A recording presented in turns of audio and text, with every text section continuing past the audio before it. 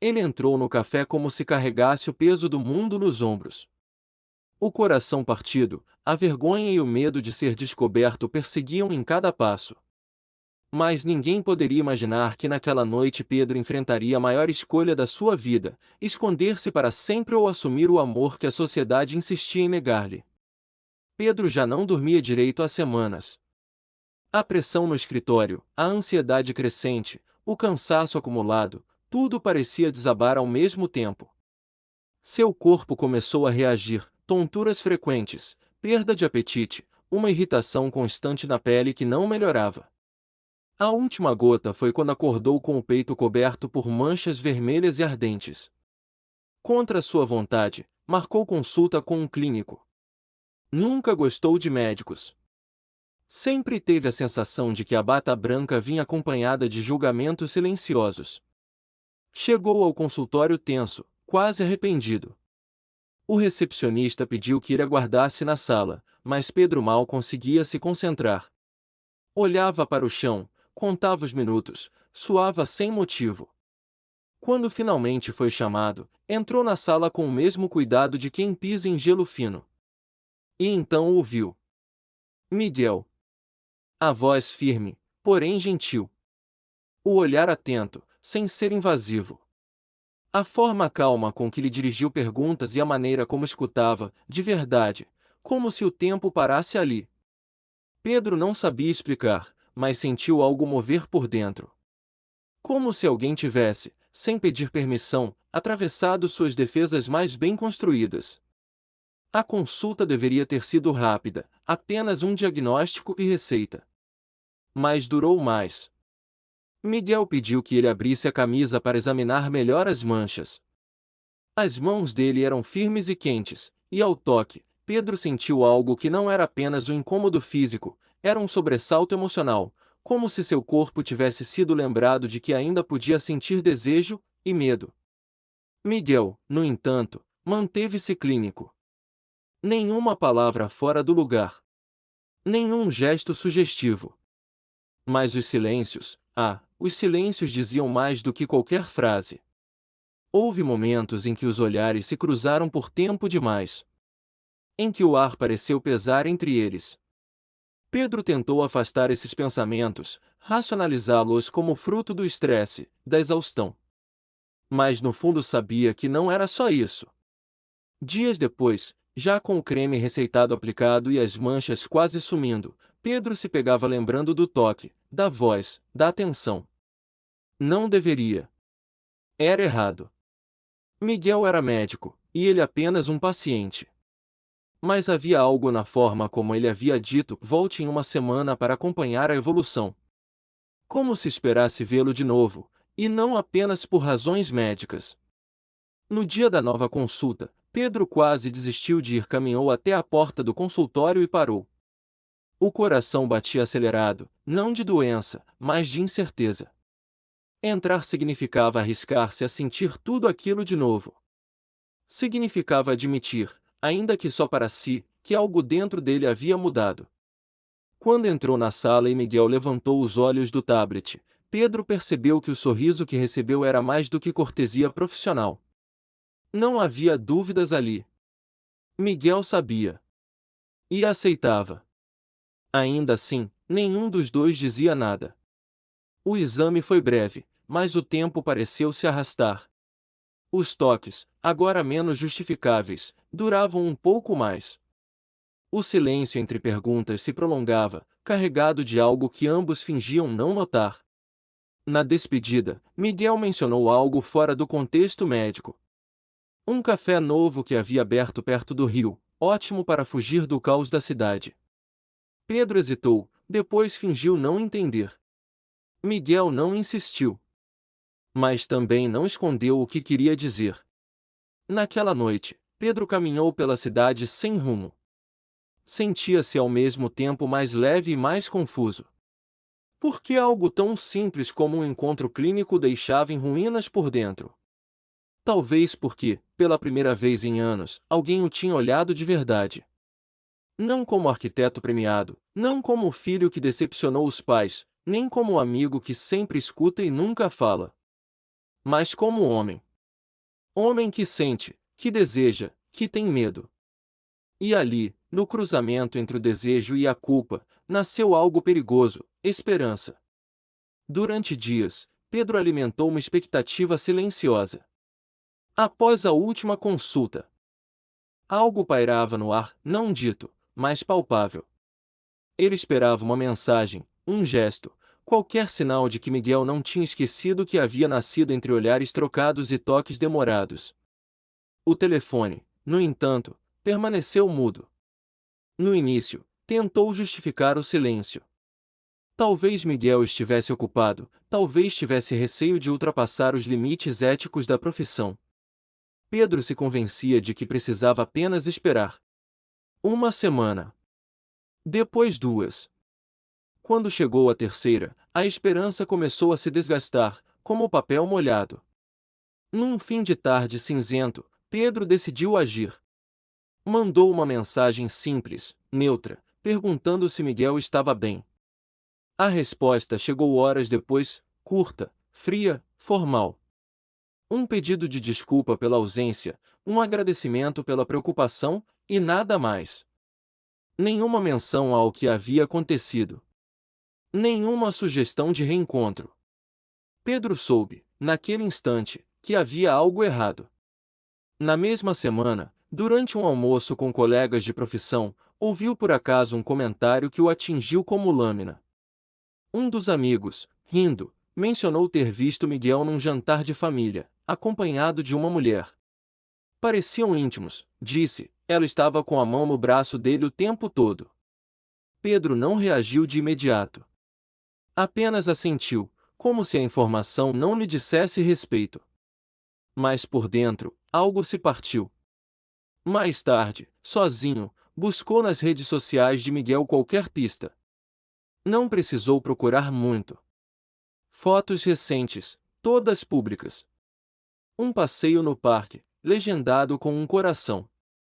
Um brinde com taças de vinho e a legenda Começos. A mulher ao lado dele, sorrindo. Miguel, sorrindo também. Pedro sentiu o estômago revirar. Não era o fato de Miguel estar com alguém. Era a escolha. A negação. A substituição de algo verdadeiro por uma farsa socialmente aceitável.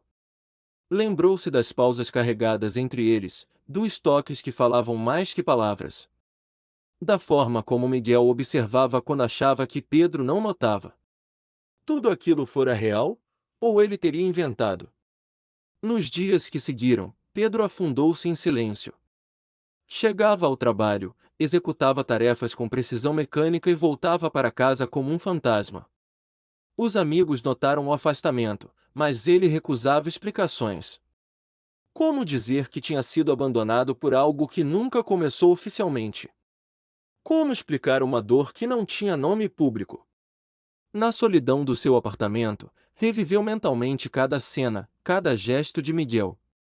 Tentava encontrar ali um indício de mentira, uma falha na narrativa. Mas o que o feria mais era a ausência disso.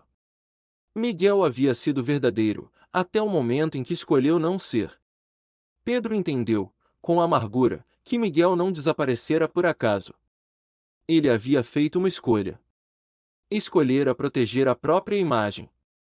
Escolher o conforto de um relacionamento hétero, validado pela família, aceito pela sociedade. Escolhera fugir de si mesmo, e, no processo, deixará Pedro para trás como dano colateral. Não houve explicação. Não houve desculpas. Apenas o silêncio covarde de quem prefere manter-se confortável a enfrentar o abismo do próprio desejo. Pedro não chorou. Não era o tipo. Mas a dor se instalou como febre baixa, constante. Dormia mal, com sonhos confusos. Acordava com a garganta apertada, o corpo tenso. Tentava fugir do pensamento, mergulhando no trabalho, ocupando-se com tudo que evitasse lembrar. Mas o nome de Miguel voltava com a mesma frequência que o batimento de seu próprio coração. Houve um dia, já no final de março, em que Pedro quase escreveu uma última mensagem. Queria gritar, exigir explicações, vomitar tudo o que sentia. mas apagou antes de enviar.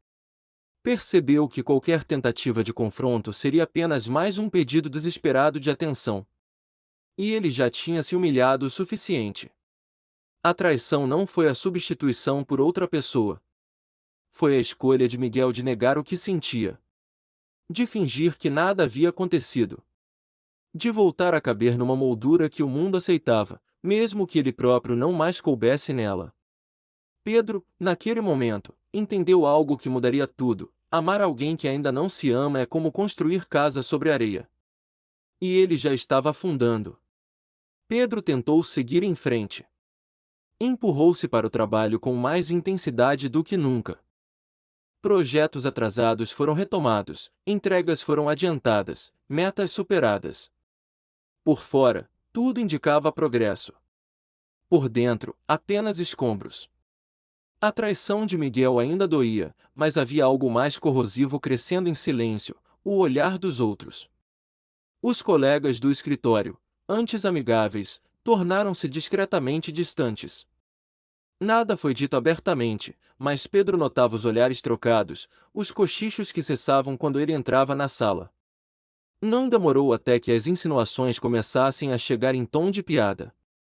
Um colega, durante um almoço de equipe, perguntou com falsa leveza se Pedro ainda preferia ficar solteiro ou se havia alguma razão específica. Outro riu e comentou sobre o clima estranho entre ele e o médico da última campanha de saúde que o escritório havia promovido. Pedro fingiu não entender. Engoliu a raiva, como sempre fez. No fundo, sabia que especulações haviam começado. E, pior, que ninguém viria em sua defesa se ele fosse confrontado. O ambiente antes neutro agora parecia vigiado. Os sorrisos tornaram-se forçados. As conversas morriam quando ele se aproximava. Em casa, o cenário não era diferente. A mãe ligava com mais frequência, mas as conversas giravam sempre em torno de expectativas, netos, casamento, estabilidade. Em certo domingo, após longa insistência, Pedro foi almoçar com os pais. O pai, reservado como sempre, permaneceu em silêncio a maior parte do tempo, mas observava-o com olhos duros. A mãe, entre uma pergunta e outra sobre trabalho, deixou escapar um comentário: "Você já tem 34 anos, às vezes parece que está evitando a vida." Pedro apenas assentiu, sem coragem de confrontar. Porque no fundo, ela tinha razão. Estava evitando sim, mas não por escolha. Evitava por medo. Por saber que, se dissesse qualquer coisa, não haveria acolhimento. Só espanto, julgamento, talvez silêncio eterno. As amizades, antes seu refúgio, também começaram a se diluir. Alguns amigos evitavam toques no assunto. Outros simplesmente sumiram. As saídas diminuíram. As mensagens se tornaram raras. Pedro compreendeu que ser quem era significava também perder partes da vida que julgava sólidas. Começou a se sentir como alguém assistindo a própria existência de fora. Tudo se movia, mas ele permanecia parado, preso entre o desejo de ser verdadeiro e o medo de ser rejeitado. À noite, demorava para dormir. O vazio ao lado da cama já não era físico, era existencial. Não havia ninguém com quem dividir o silêncio. Tentou voltar a frequentar lugares públicos, bares, encontros, até mesmo aplicativos. Mas tudo soava falso, mecânico. As conversas não passavam da superfície. E sempre havia o receio: quem estava observando? Quem poderia usar aquilo contra ele? Numa dessas noites, sentado num banco próximo ao Tejo, viu um casal andar de mãos dadas, rindo. Dois homens, jovens, despreocupados.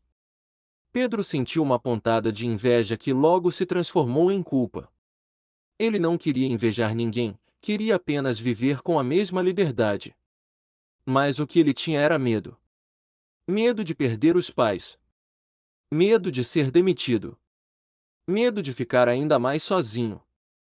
Medo de confirmar o que já começava a acreditar, que talvez não fosse feito para amar. E Miguel? Miguel permanecia como uma ferida mal cicatrizada. Pedro ainda pensava nele. Não pelo que haviam vivido, mas pelo que não chegaram a viver. Era o que mais doía, a promessa quebrada de algo que nunca chegou a acontecer. O afeto não correspondido, o desejo recusado, o abandono sem palavras. Pedro percebeu que, mesmo cercado de pessoas, estava profundamente só. Não por escolha, mas por exclusão. Por não se encaixar no molde esperado, por não fingir o suficiente, por sentir demais em um mundo que exige que se sinta de menos. Numa madrugada insone, olhando o teto do quarto escuro, entendeu algo brutal: talvez ninguém viesse salvá-lo. Talvez não houvesse resgate, nem redenção vinda de fora. Se quisesse continuar, teria que se reerguer sozinho. Mas naquela noite, não se sentiu pronto. Pedro não sabia ao certo o que o levou a aceitar o convite. Talvez fosse cansaço. Talvez um impulso de sobrevivência. Quando Mariana, uma conhecida antiga da faculdade, o encontrou por acaso numa livraria e comentou sobre um grupo que se reunia toda quinta-feira para discutir questões de diversidade e identidade. Ele apenas assentiu. Não prometeu nada. Mas na semana seguinte, foi.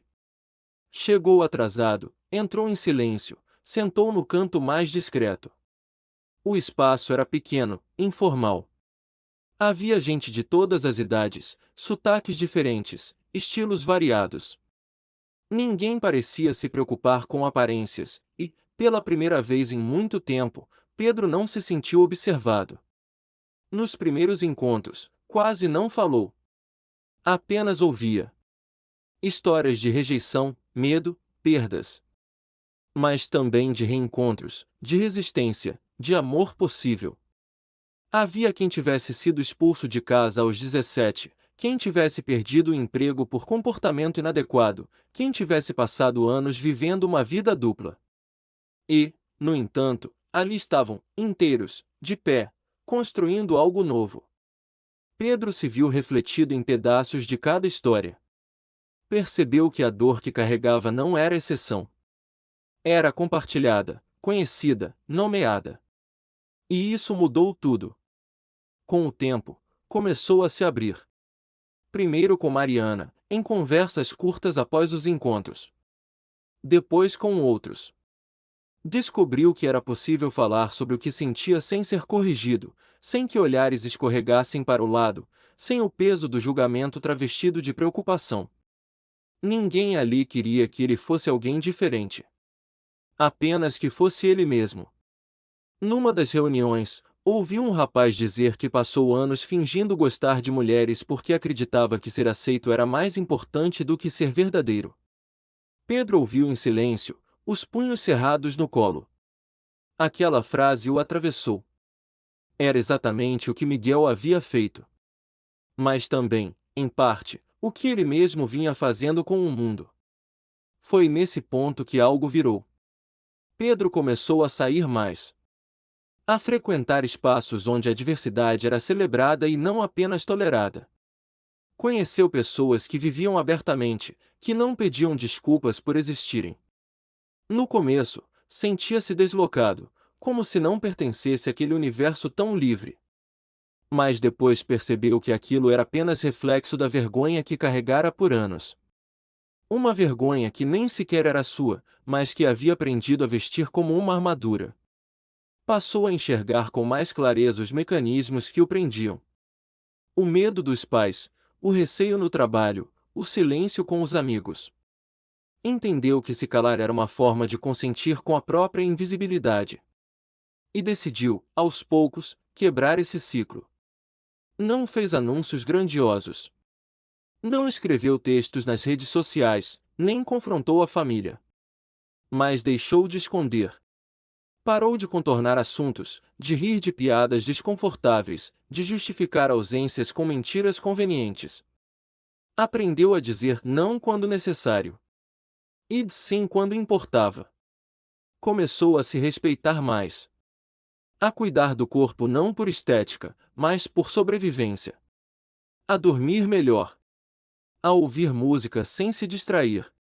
A caminhar pelas ruas sem abaixar os olhos. Pequenos gestos que pareciam insignificantes, mas que, somados, o transformaram. Pedro ainda carregava cicatrizes. Ainda lembrava de Miguel. Ainda temia o julgamento. Mas havia uma diferença crucial: não queria mais se apagar. Entendeu que viver escondido era uma forma lenta de morrer. E ele queria viver. Num dos encontros do grupo, já no final de uma quinta-feira chuvosa, uma mulher contou que seu maior orgulho não era ter se assumido aos 50, mas ter reencontrado a própria voz. Pedro não disse nada naquele momento. Mas, ao voltar para casa, refletiu por horas. Percebeu que estava trilhando esse mesmo caminho.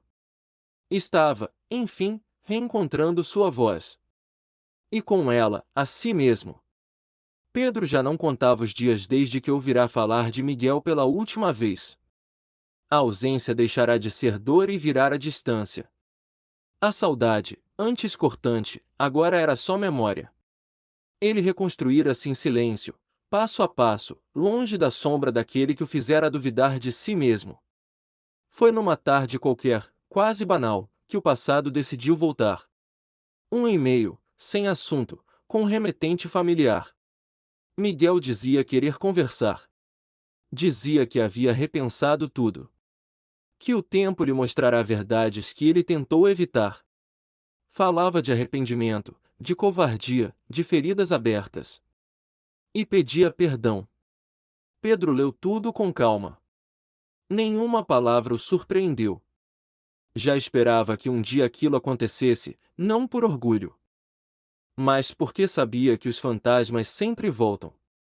E Miguel, no fundo, nunca foi um desconhecido. Era apenas alguém que escolheu não lutar. Aceitou encontrá-lo, mais por encerramento do que por curiosidade. Sentaram-se frente a frente, como antes, mas nada era como antes. Miguel estava inquieto. Falava rápido, alternava justificativas e confissões. Disse que cedeu à pressão da família, que tentou acreditar na vida correta, que percebeu tarde demais que fugia de si mesmo. Repetiu que pensava em Pedro constantemente, que nunca houve outro vínculo igual. Pedro ouviu. Não interrompeu. Não suavizou o peso do silêncio. Apenas observava, sem raiva, sem piedade. Quando Miguel, por fim, pediu uma segunda chance, a resposta veio sem hesitação. Não. Disse que entendeu, com o tempo, que amar alguém que não se ama é cair num poço sem fundo. Que o amor que exige silêncio não é amor, é prisão. Que não podia voltar a ser quem era antes só para caber no espaço estreito que Miguel oferecia. Miguel, calado, engoliu a resposta. Tentou sorrir, mas os olhos denunciavam a perda. Pedro não sentiu prazer na negativa, mas sentiu alívio. Pela primeira vez, escolhia a si mesmo sem culpa. Após o encontro, caminhou pela cidade sem pressa.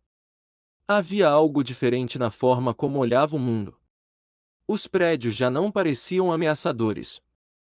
As ruas não pareciam cheias de julgamentos. Era ele quem havia mudado. Na semana seguinte, voltou ao grupo das quintas-feiras. Compartilhou, pela primeira vez, toda a história. O início, o abandono, o silêncio, o reencontro. Contou sem tremor na voz. Recebeu escuta, acolhimento e uma certeza: não estava só. Com o tempo, novos rostos chegaram à sua vida. Pessoas com histórias diferentes, mas com o mesmo desejo de viver sem esconderijos. Conheceu alguém que não o fez duvidar, nem hesitar, nem esperar por promessas. Alguém com quem não era preciso fingir força o tempo todo. Pedro percebeu que o amor verdadeiro não vem com medo, nem com vergonha. Vem com presença, com escolha diária, com respeito mútuo. E, acima de tudo, com liberdade. Miguel não voltou a insistir. Desapareceu da mesma forma como havia surgido, sem aviso, sem continuidade. Pedro não o odiava. Apenas o deixará no passado, como se deixa uma roupa que já não serve. Nos meses seguintes, a vida seguiu com leveza. Não por ausência de dificuldades, mas porque agora Pedro sabia quem era. Sabia o que merecia. E já não aceitava metades. Entendeu que sobreviver não era suficiente. Era preciso viver com verdade. Com dignidade. Com amor que não cobra silêncio. E, naquele caminho, não havia mais espaço para quem o abandonou no momento em que mais precisou ser visto. Miguel ficou com o arrependimento. Pedro ficou com a liberdade.